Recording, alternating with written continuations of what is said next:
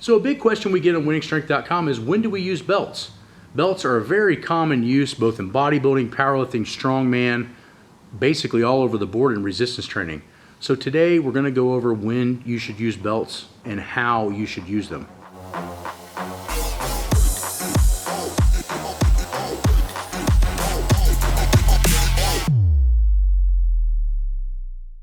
Okay, rule number one, when we use belts, we only use them about 50% of the time. Now, you could look at that a various amount of ways. One, try to work up at least 3, 4, maybe even 5 warm-up sets on core lifts without the addition of a belt. The reason is that you want your core to get strong with it. Remember that the belt is an additive to your training. That means that it doesn't actually do all your abdominal work, it just helps your abs.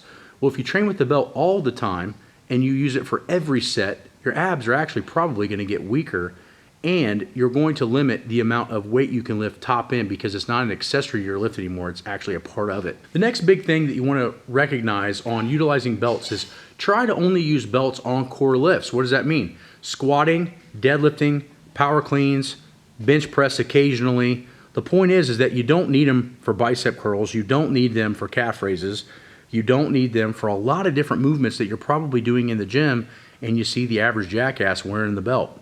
The point is that keep the belt off and let the abs grow, especially in isolateral movements. So if you're doing straight-legged, single-leg deadlifts or things like that, if it's a coordination type movement, keep the belt off so that your body has to coordinate its abdominal muscles. Because we want to develop our abdominals while we're training, because it's one of the most important muscles, not only protect our back, but actually to help us lift maximal weights, try to only wear the belt ultra tight on the maximal lifts, i.e. over 90%.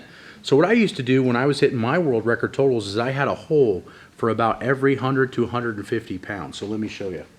So this is the belt I used to use when I was competing.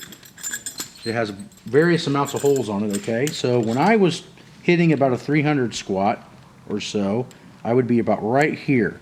It's got a little bit of tightness to it, right? I can't move it, but when I push out, it locks in. Now, this was about 500. This was about 600. This was about 700. And this was 800 plus.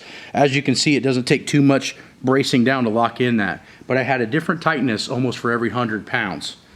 And that protected my back, but it also gave me a little bit of added extra support. Now, there were times in my training cycle where I would use no belt at all. So I had beltless squat maxes, I had beltless deadlift maxes. Then obviously wearing a belt gives you maybe, let's say, 50 to 100 pounds more in some cases. But I didn't use it all the time. I had lifts that even core lifts that I did not use the belt. So have beltless maxes and belt maxes and utilize a very, very tight belt only on the heaviest sets.